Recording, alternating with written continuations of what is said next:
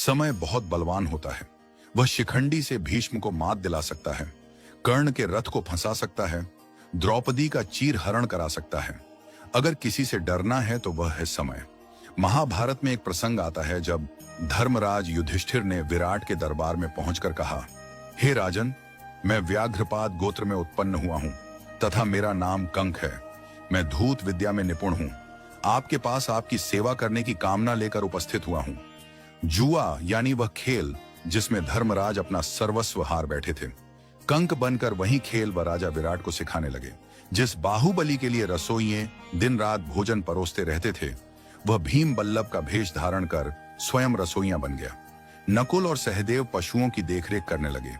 दासियों से घिरी रहने वाली महारानी द्रौपदी स्वयं एक दासी सैरिंद्री बन गई। और वह धनुर्धर, उस युग का सबसे आकर्षक युवक, वह महाबली योद्धा, वह द्रोण का सबसे प्रिय शिष्य, वह पुरुष जिसके धनुष की प्रत्यंचा पर बाण चढ़ते ही युद्ध का निर्णय हो जाता था, वह अर्जुन एक नपुंसक बन गया। युधिष्ठिर राजा विराट का अपमान सहते रहे। पौरुष के प्रतीक अर्जुन एक नपुंसक सा व्यवहार करते रहे। नकुल और सहदेव पशुओं की देखरेख करते रहे। भीम रसोई में पकवान पकाते रहे और द्रौपदी एक दासी की तरह महारानी की सेवा करती रही। पांडवों के लिए वह अज्ञातवास नहीं था। अज्ञातवास का वह काल उनके लिए अपने परिवार के प्रति अपने समर्पण की पराकाष्ठा थी। वह जिस रूप में रहे, जो अपमान सहते रहे, जिस कठिन दौर से गुजरे, उसके पीछे उनका कोई व्यक्तिगत स्वार्थ नहीं था। अज्ञातवास का वह काल परिस्थितियों को देखते हुए परिस्थितियों के अनुरूप ढल जाने का काल था। आज भी इस धरती में अज्ञातवास जी रहे। न जाने कितने महायोद्धा दिखाई देते हैं। कोई धन्ना सेठ की नौकरी करते हुए उससे बेवजह गाली खा रहा है क्योंकि उसे अपनी बिटिया की स्कूल की फीस भरनी है।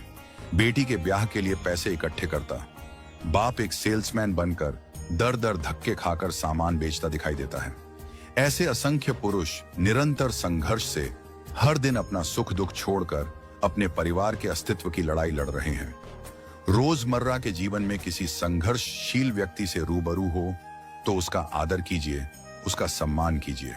फैक्ट्री के बाहर खड़ा गार्ड, होटल में रोटी परोसता वेटर, सेठ की गालियां खाता मुनिम वास्तव में कंक, बल्लभ और बृहणला हैं। क्योंकि कोई भी अपनी मर्जी से संघर्ष या पीड़ा नहीं चुनता। वे सब यहां कर्म करते हैं। वे अज्ञातवास जी रहे हैं, परंतु वह अपमान के भागी नहीं है। वह प्रशंसा के पात्र हैं। यह उनकी हिम्मत है, उनकी ताकत है, उनका समर्पण है कि विपरीत परिस्थितियों में भी वह डटे हुए हैं। वह कमजोर नहीं है। उनके हालात कमजोर हैं, उनका वक्त कमजोर है। याद रहे कि अज्ञातवास के बाद बृहणला जब पुनः अर्जुन के रूप में आए तो कौरवों का नाश कर दिया। पुनः अपना यश, अपनी कीर्ति सारे विश्व में फैला दी। वक्त बदलते वक्त नहीं लगता, इसलिए जिसका वक्त खराब चल रहा हो उसका उपहास और अनादर न करें, उसका सम्मान करें, उसका साथ दें। क्योंकि एक दिन संघर्षशील, कर्मठ, ईमानदारी से प्रयास करने वालों का अज्ञातवास अवश्य समाप्त होगा। समय का चक्र घूमेगा और बृहणला का छद्म रूप त्याग कर धनुर्धर अर्जुन इतिहास में ऐसे अमर हो जाएंगे कि पीढ़ियों तक बच्चों के नाम उनके नाम पर रखे जाएंगे।